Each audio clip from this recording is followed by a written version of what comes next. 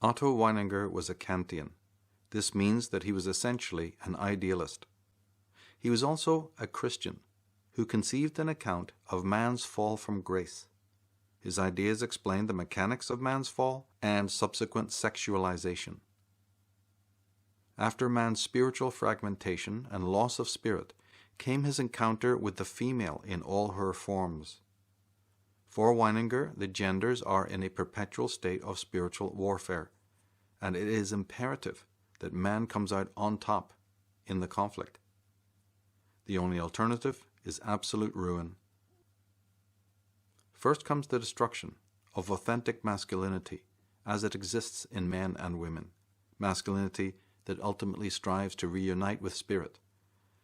And then comes the destruction of spirit itself, which Weininger believed was embodied in man alone. In this regard, Weininger's teachings correspond closely with those of the English mystic poet William Blake. For Weininger and Blake, women are the ultimate source of all human pathology. Male violence and crime are but visible symptoms of a malignancy far more elusive and sinister. This metaphysical fact about active masculinity versus passive femininity goes unrecognized because on the stereotypical level, that is, on the domestic and social theaters created by men, women appear animated and hyper-extrovert. This gives the impression that women are self-motivated, willful beings. This is, however, merely an optical illusion. Understanding this predicament demands that we transcend simplistic attitudes.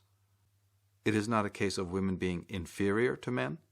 Women, within reason, are capable of achieving great spiritual and intellectual heights.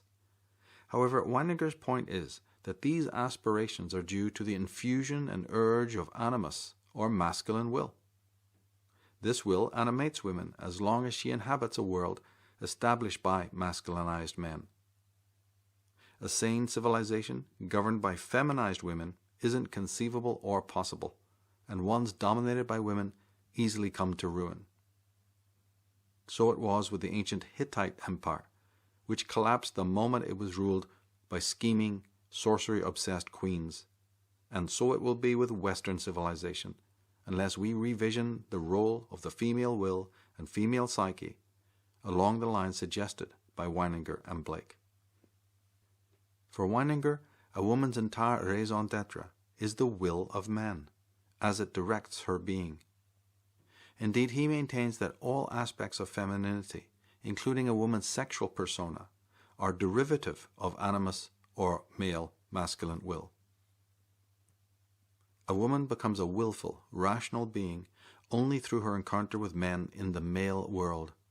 By embodying masculine dispositions, she gives meaning to her existence, a spiritual meaning and direction otherwise completely absent from her psyche. This is why concepts of female emancipation, superiority, or independence are to Weininger merely irrational myths. The willfulness in a female towards independence is invariably a masculine will, embodied due to the presence and influence of men. In other words, a woman's defensiveness against the male world is an attribute of the very thing she mistakenly wishes to negate and ruin. If such a perverse will is acted upon by a woman, alone or in concert with other misguided women, destruction and insanity will be the only outcomes. Such women wish to castrate that which they secretly covet, and from which all life emanates. This is a difficult concept for most people to embrace, especially for inmates of today's feminized world. However, Weininger is quick to explain. The life a woman experiences is due, he says, to the investment of animus, as it manifests personally, domestically, and socially. Women, in turn, embodies and reflects man's vital will, allowing it to define itself and intensify. According to Weininger, this passive, specular quality of woman is their main virtue. However, in worst-case scenarios, this quality becomes the cause of an attraction versus repulsion dynamic in women, more conspicuous and pronounced when she's in the presence of genius types.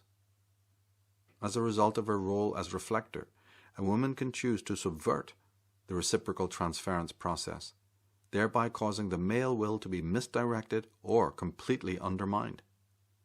Weininger has a great deal to say about this dynamic and the subversion of male will. The retraction of the male will, he explains, ultimately leads to the voiding of meaning, for women as well as for their victims.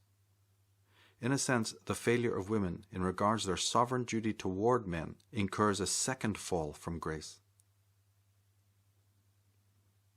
As decades pass, Weininger's words become increasingly prophetic. His vision gets to the heart of why a state of decay exists throughout the world, and why dysfunction exists within the hearts and minds of men and women who, ironically, enjoy greater material affluence than ever. His perceptive analysis of gender dynamics serves as a mirror in which both sexes can see themselves lucidly.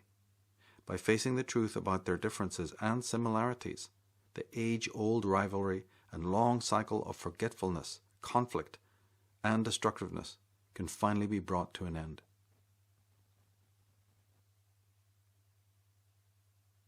The subject on which Otto Weininger focused his penetrating intellect was womankind. He was profoundly interested in the psychology and behavior of women. In 1903, he published a definitive work on this little explored and understood subject, entitled Sex and Character. This book ranks amongst the greatest of the 20th century, standing beside the works of Stirner, Schopenhauer, Nietzsche, Evola, Freud, Jung, Rank, Reich, and other groundbreaking savants and critics. In many ways, Weininger's inquiry into the female psyche is more uncompromising, adept, and revealing than those of his better-known contemporaries. Indeed, the fact that Weininger's work is largely unknown today confirms its exceptional importance and brilliance. It goes without saying that from time immemorial, studies of this kind have been deemed taboo and controversial. In this regard, for all our advancement, little has changed. The subject of women and their criminal history is as politically incorrect as ever. It is as politically incorrect as one can get. So much so that we might question why anyone would be brazen and foolhardy enough to broach this perplexing subject. How far will he get? Who will listen to his wisdom? Will he not be pilloried and ostracized? Are we not locked down in a patently feminized world? Are most men not emasculated and docile in the face of their better halves?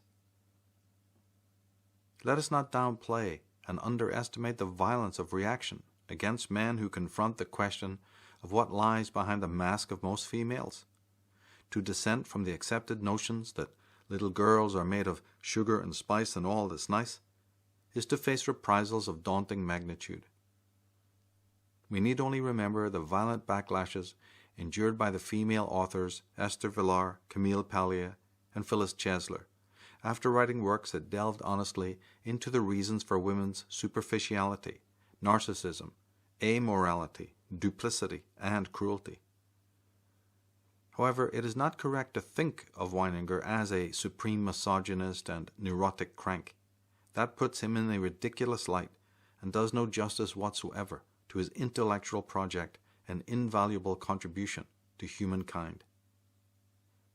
1903 is an important date, given that it was merely 3 years after the turn of the millennium, the famous and traumatic fin de siècle. Weininger stood on the lineman between two ages, different in so many ways. And the greatest difference throughout the years to come for Weininger was to be the practical fates of men and women. From 1903 until the end of the 20th century, what has been the fate of women in contradistinction to men? For the most part, has it not been the difference between recreation and carnage, satiation and toil, frivolity and perplexity, entitlement and servility, excess and enslavement? It is a demonstrable fact that modern women in the West have the boon of living in a domestic bubble, with all their basic needs provided for. They are therefore able and willing to play and to have fun from their earliest years to late in life. For most Western females, life is a breeze, and city life an incubated cocoon free from physical and emotional hardship. Paradoxically, as beneficiaries of this relative comfort zone, women quickly turn decadent, entitled, and resentful. Many turn into caustic critics of the men who labor to build and maintain their world of privilege and plenty. Yes, for most Western women, the city and the world lie at their feet. But the cushions, fashion accessories, and glasses of champagne have been delivered at great cost. Sadly, according to Weininger, that cost does not interest most women. As long as the meat is on the table and the lights continue to burn, all is well. One need not inquire further into the sacrifices and measure of toil expended to produce it, nor need one be concerned about the consequences of idleness, affluence, and unearned entitlement. Importantly, how do most Western mothers describe men to their impressionable daughters? Are young girls taught to admire men or to envy, despise, and exploit them? Do women today willingly work alongside men as equals, or attempt to outgun and humiliate them? Crucially, what do men really know about the psychology of women? How would we rate their insights? Is it high or low on the scale? What do men know about women of the past? Do they blithely ascribe all crime, violence, cruelty, and injustice perpetrated through the millennia to their own sex? And is it correct to do so? And what of the future, near and far? If envy, contempt, and competitiveness are to be the order of the day, endorsed by an irrational, feminized society, what will happen to the civilization built by men? What will come of all the sweat, tears, losses, and spilled blood? What if tomorrow's young men, non-consciously, change themselves into docile bodies, directed in every way by amoral women in their circles?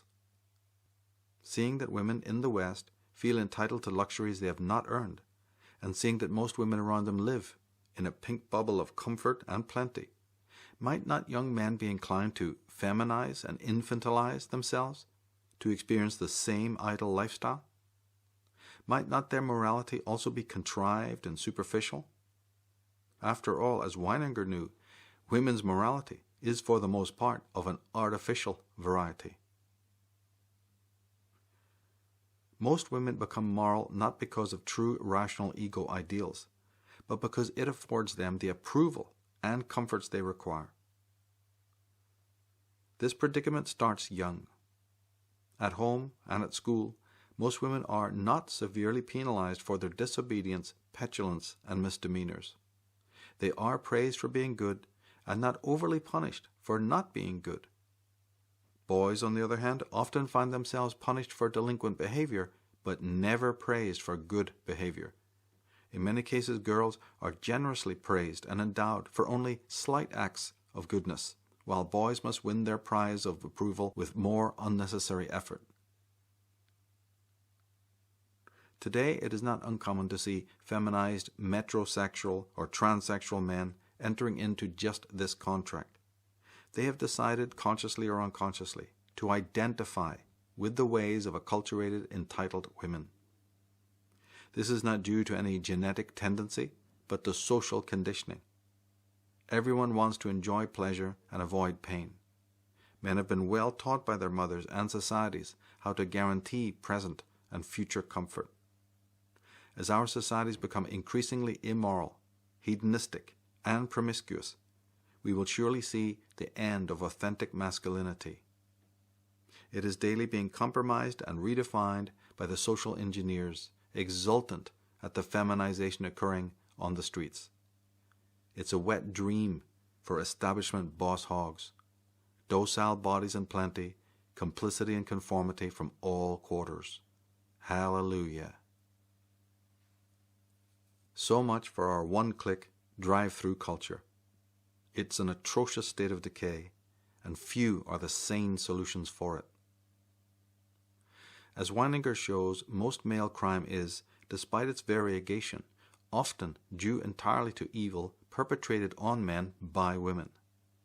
Of course, this violence is often not of an explicit nature. It tends to be emotional and sexual. It is subtle and less detectable. It is certainly not prosecuted by law.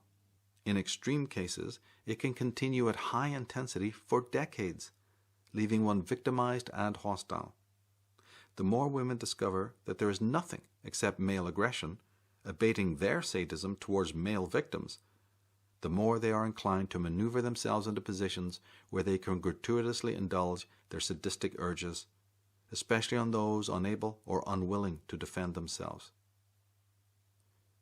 In numerous cases, it is a mother's psychically incestuous seductive relationship with a growing male child that accounts for the latter's delinquency in later life. It is due to the immoral treatment at the hands of their neurotic mothers, from the womb onward through the Oedipus phases and beyond, that compels some men to act violently toward others. One cannot count the amount of men lying in the prisons of the world who, after mentally tracing the steps that led them to their sorry predicament, suddenly see in a flash what motivated their outbursts, irrationality, and crimes. Time after time, to hide past profligacy, mothers scandalously choose to conceal a child's true paternity, heedless of the considerable subconscious anxiety and rage churning within the deceived. One cannot account for the number of neurotic, psychotic, and full-blown schizophrenic children driven to despair and violence by cold, indifferent, or sadistic mothers. Statistics and official data leave us in no doubt about the causes of such pathology.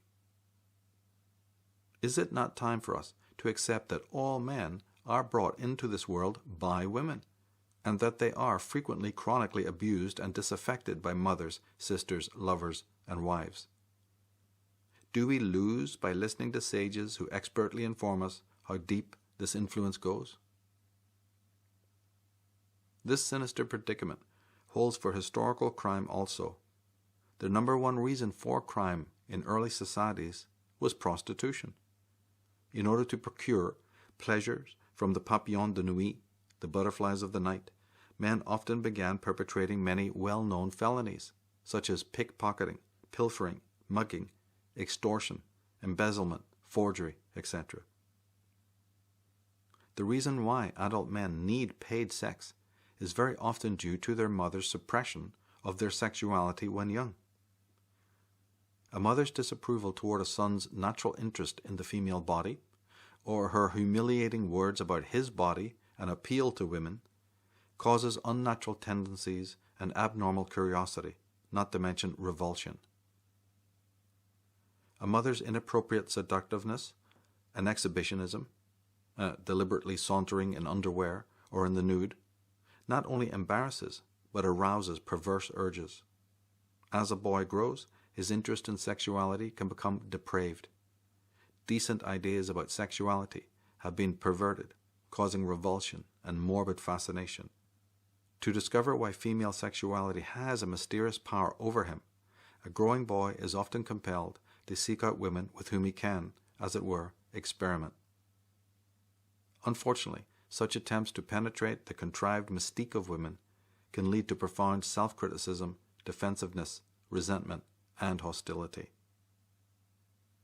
One is likely to be caught in a vicious cycle of attraction versus repulsion, leading to addiction, obsession, crime, and complete meltdown.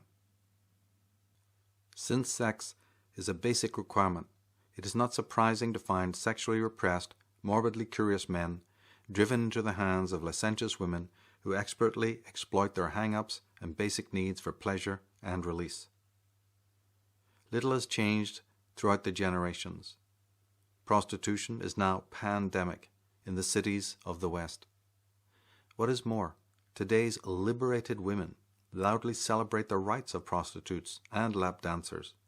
Hardly a word is spoken against this degeneracy by most women, and no female group dare call for prostitution's complete cessation. This is because men who indulge their desires with prostitutes and who frequent strip clubs feel guilty for doing so.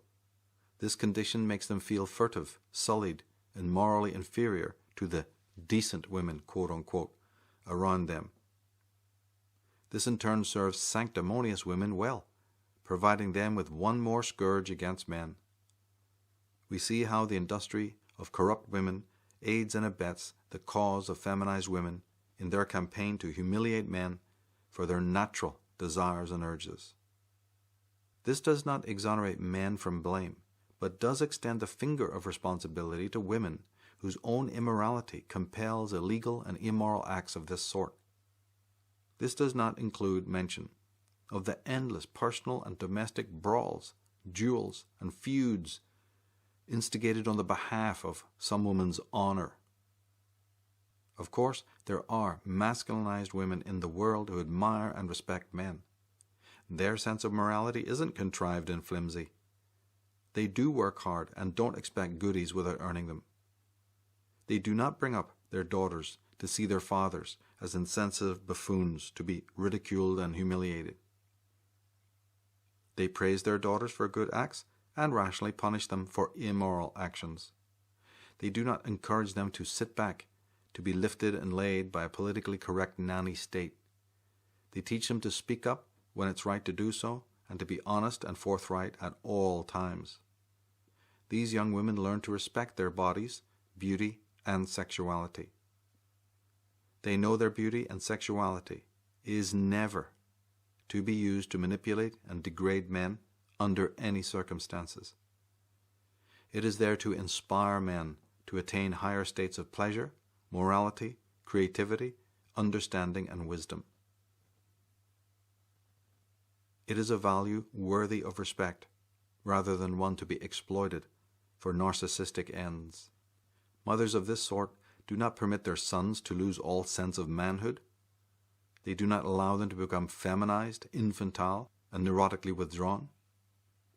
They nurture boys who develop a healthy sense of values and a strong sense of self-esteem. They teach their sons that their duty is to leave the planet in a better condition than when they found it, and that in committing to this work, they honor the legacy left to them by great minds of the past. Tragically, most mothers are not bothered with this responsibility. Conscientious women are becoming rarer by the day. The loss of positive male role models and of embodied masculinity causes fallout for both sexes. It will eventually bring ruin to Western civilization. The evidence warning of this predicament is in plain sight all around us. The good news is that regardless of how massive, egregious, and forbidding, there is no problem plaguing our world that can't be solved. This is because we have at all times the greatest archive of wisdom at our disposal, the past. We have the great minds of the past, who because of their formidable genius understood what was to come and what their descendants were likely to encounter.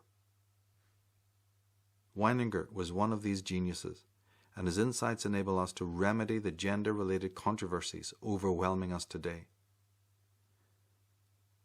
And remedies are indeed vitally needed. From the time of Mary Wollstonecraft and the suffragettes, women have howled for rights and reforms. Consequently, they received these in plenty. But let's observe our society and ask whether women have really labored to make life better for all. Are wars a thing of the past? Is crime? Has animal cruelty subsided? And do animals have rights? Are people more conscientious about the state of the natural world? Has corporate filching ceased? Has the food industry become more humane and healthy? Has the welfare of children improved under their guidance? Are there less mentally disturbed and homeless people in the land? Has poverty been obliterated? Has the education of children been upgraded? Are jobs any more secure than in ages past? Does every man and woman receive a fair trial? Are people more content with their lot? Has drug abuse abated? Have suicide and depression rates decreased? Have divorce rates decreased or increased? Do most married men experience nurturing, loving relationships? Do children experience more love and security in the home? It's not rocket science. Obviously, women's liberation and inclusion in politics and government has not abated the quota of want and evil anywhere in the world. Indeed, it might well have increased it. If this is the case, it remains for intelligent, unbiased people to inquire into why things are this way. What are the underlying reasons for man's violence and destructiveness? Does it all happen because of testosterone? After all, women make up half of the population of the world. They also command about 80% of the finances spent in the commercial outlets of the world. We must not, however, wait for women to broach the questions we delve into here. Most women are not predisposed to acknowledge the criminal history of their sex. Indeed, women are far more inclined to rationalize their immoral acts. There are always mitigating circumstances and scapegoats to blame for their deviance and delinquency. There is always the chorus of fellow women to shout down and explain away evidence of female degeneracy. Women ardently play the blame game and have done so for decades. There is no reason for them to put an end to any of it or turn within. If evil exists in the world, it is simply down to men. That is the one-size-fits-all comeback. What further explanation is required? Of course, these platitudes fly in the face of women who queue up in their thousands to correspond with, date, and marry with the world's worst serial killers, mobsters, thugs, and bad boys. The heinous violence of these deviants doesn't seem to bother their obsessed, self-righteous groupies and malls. It flies in the face of the thousands of women throughout America, members of temperance leagues, who during the early 20th century repeatedly petitioned the government for sin taxes and finally for prohibition via the 18th Amendment of the Constitution and the Volstead Act. Their relentlessly loud, sanctimonious virtue signaling and disregard for the consequences of their irrational actions allowed the mafia to rise to power in almost every city of America, and for thousands of innocent people to lose their lives and livelihoods from the sale of poisonous liquor, bootlegging, crime waves, and job losses that followed the nationwide ban on the legal sale of alcohol. The responsibility for every casualty of the 13-year period and all the poverty and suffering that swept the nation in those years is traceable to irrational women, none of whom accepted responsibility for their actions or suffered prosecution or punishment. Most of these wealthy Fabian socialist reformers died peacefully in their luxury homes and apartments. Empirical evidence of this kind shows us that denial, rationalization, and indifference will not benefit the world. It is infantile and plainly erroneous. It is time, therefore, for sensible, mature men and women to inquire, as Otto Weininger did, into their sexuality, character, and psychology. What we discover might not be pretty and might drastically alter the status quo. Healing deep wounds always involves a level of pain. It also requires patience and temperance. Our healing certainly involves the cultivation of a deeper respect and reverence for the archive of the past, the well from which all who spiritually thirst can turn for insight and wisdom. After imbibing deeply of the gnosis contained within his brave works, let us proudly add Otto Weininger's name to the list of sages and savants on whose shoulders we stand. It is not that we must prove Weininger right when it comes to the underlying nature of women. Even a brief study of the female will shows that he was essentially correct in his observations. Our attention must primarily be concerned with the uncanny accuracy of his critiques. And what a grandstand view we have today to prove him right, should we need to. The women throughout the Western world have, of late, willfully cast off their masks, their true natures standing revealed in the full light of day. Had Weininger lived to see our degenerate world, he would not have been shocked and surprised at the antics and disposition of womankind. Only at the time it has taken men to gain the wisdom he bravely imparted on this most obscure and profound matter, the female psyche.